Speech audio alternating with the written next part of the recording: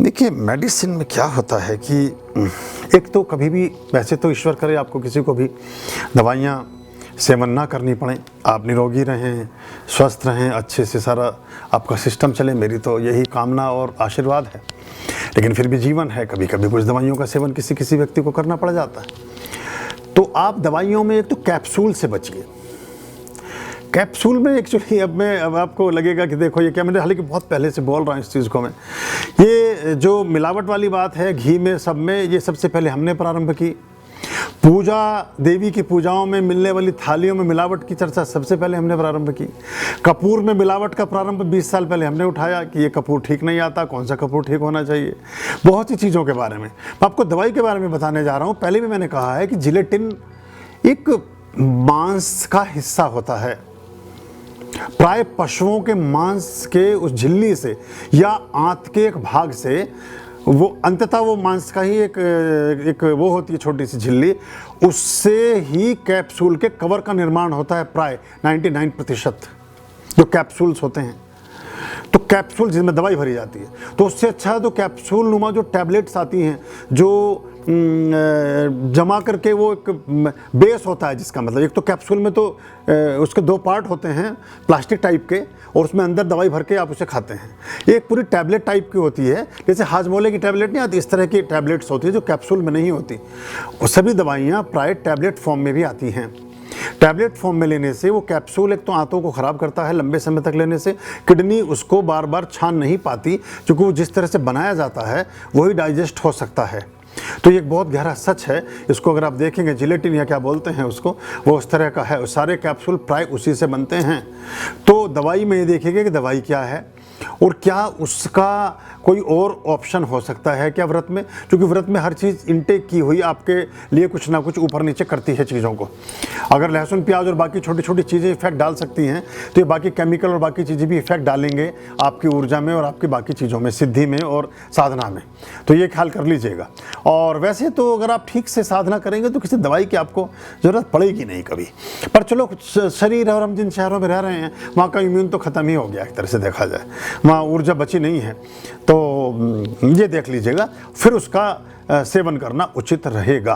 पर प्राय जितने कैप्सूल, एक तो ज़्यादातर देखिए अंग्रेजी दवाइयाँ सब विदेशों से आती हैं, और भारत में भी जो दवाइयाँ बनती हैं कैप्सूल फॉर्म में, वो दवाइयाँ ठीक नहीं होती। तो जितने सिरप, खांसी के सिरप होते हैं, ये ठीक नहीं होते, इनमें ठीक पदार्थ नहीं डाले जाते। तो ये हमें ख्याल करना चाहिए। इस पर सच्चाई तो यही है, अगर आप इसके जो मेडिकल साइंस के स्कॉलर्स हैं या जो मेडिकल में काम करते हैं, मेरे तो चूँकि मैं तो सबको जानता हूँ, और अभी जहाँ जीतेश हैं स्विट्ज़रलैंड में वो काम कर रहे हैं, वो जहाँ जिन कंपनियों के साथ वो एडवाइस करते हैं उनको, वहाँ उन कंपनी में 10-10 करोड़ रुपए का, 1-1 करोड़ रुपए का एक इंजेक्शन बनता है। कैंसर की दवाइयाँ बनती हैं। वो स्पेसिफिक आरएनए डीएनए को डिकोड करके, आरएनए डीएनए को ही रिसर्च करके, उस पर स्टडी और उस पर स्वाध्याय करके ही उस पर्टिकुलर व्यक्ति के लिए ही पर्टिकुलर दवाई बनती है, सिर्फ उस एक व्यक्ति के लिए, और तब वो उस व्यक्ति पर काम करती है।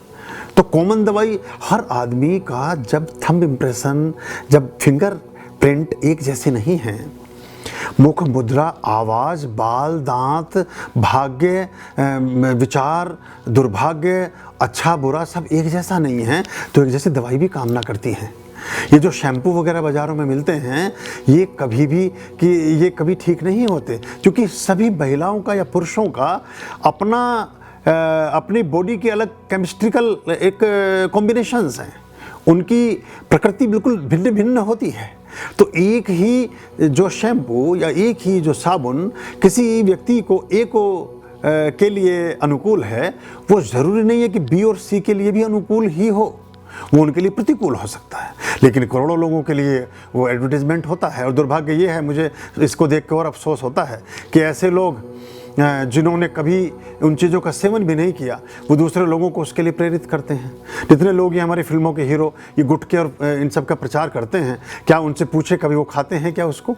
और कितने गरीब लोग उस इंप्रेशन में, उस भावावेश में अपने जीवन को वो कर लेते हैं, संकट में डाल देते हैं। तो ये देखिए, जितना बस इसलिए मैंने कहा कि पहली बात तो जो इनटेक भोजन के द्वारा हो सके, हमारे भोजन में, हमारे मसालों में, हमारी दालों में, हमारे पदार्थों में प्राय वो सारे तत्व हैं जो आयुर्वेदिक औषधीय गुण रखते हैं या एलोपैथिक के औषधीय गुण भी रखते हैं।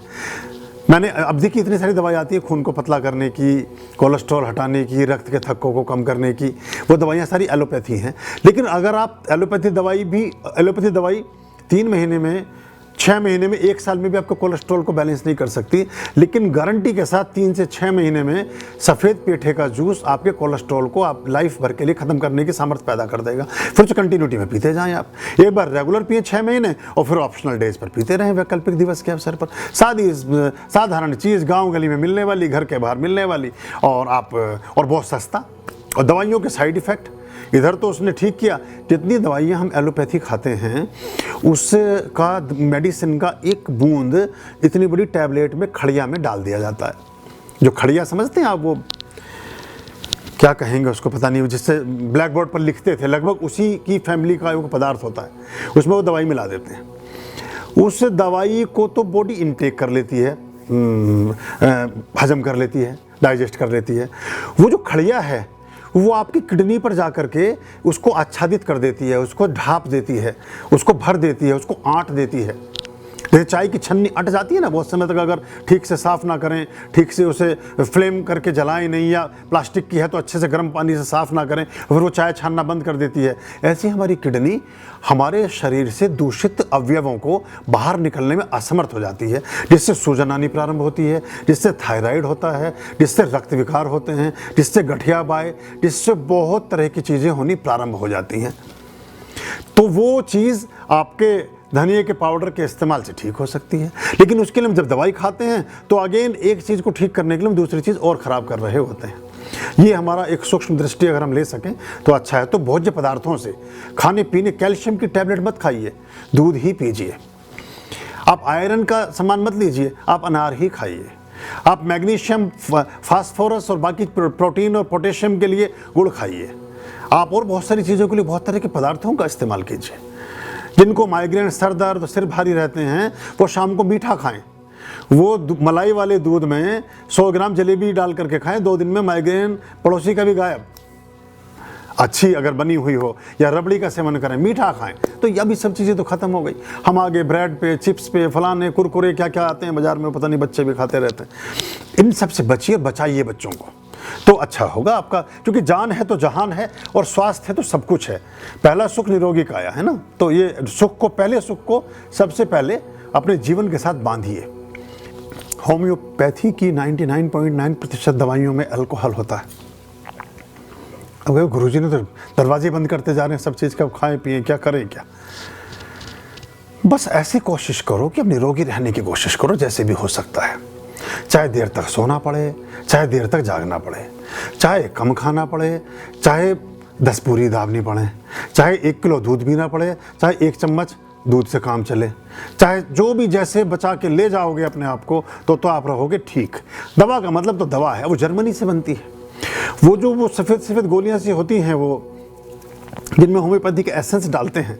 और आप देखिएगा, वो तो जो डॉक्टर है, अब एक्चुअली मेरे जीवन में क्या कहूँ, इतने रंग रहे और इतने लोगों से संपर्क और संबंध बने कि मैं लगभग हर अनुभव के साथ मेरा कुछ ना कुछ संबंध बन गया जीवन का। एक बड़े बहुत फेमस डॉक्टर, मतलब नाम तो उनका नहीं लूँगा, लेकिन वो अटल बिहारी वाजपेयी और आडवाणी जी के भी एडवाइज़र थे, उनको होम्योपैथी की दवाइयाँ भेजते थे।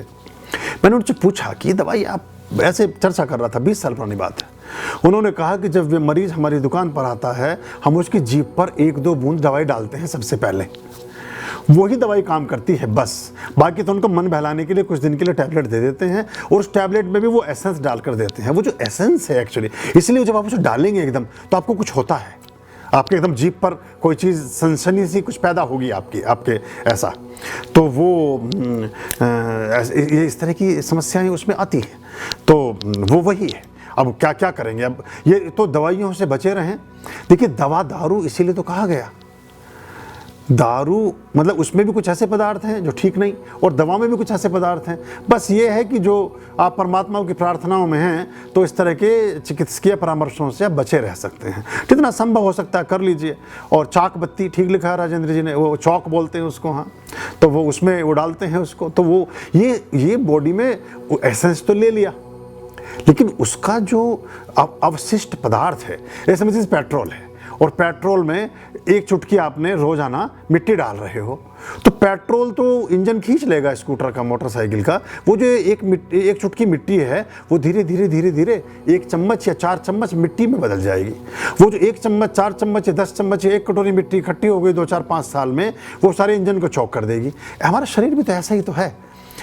जितनी भी रोबोट बने हैं, जितनी कारें बनी हैं, जितने ट्रक, मोटरसाइकिल, बस, हवाई जहाज, ये सब मानवीय प्राणियों के आधार पर ही तो बने हैं, और उनमें से 90% तो मानवीय आकृति के अनुरूप है।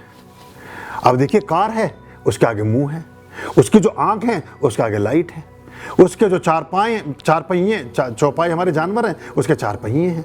हम 2 पैर पर चल रहे हैं, मोटरसाइकिल 2 पैर पर चल रही है।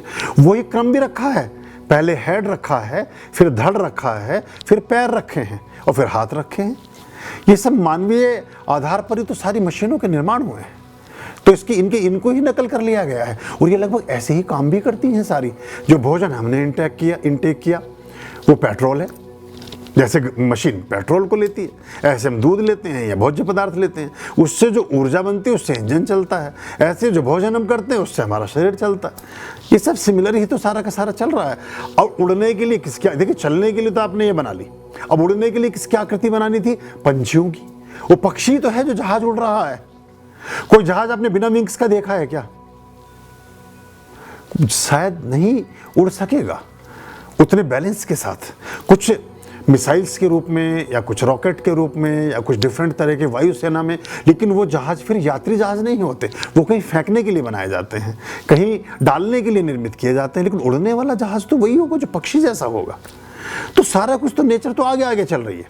और सबसे पुराना जहाज उसका नाम है पुष्पक विमान, हंस लेकर उड़ते थे उसको। कंसेप्ट तो सारा का सारा वही है, 10,000 साल पहले लेके उसे उड़ रहा था रावण, और वो कुबेर का था असल में जो जहाज था। तो ये हम ध्यान रखें तो अच्छा होगा।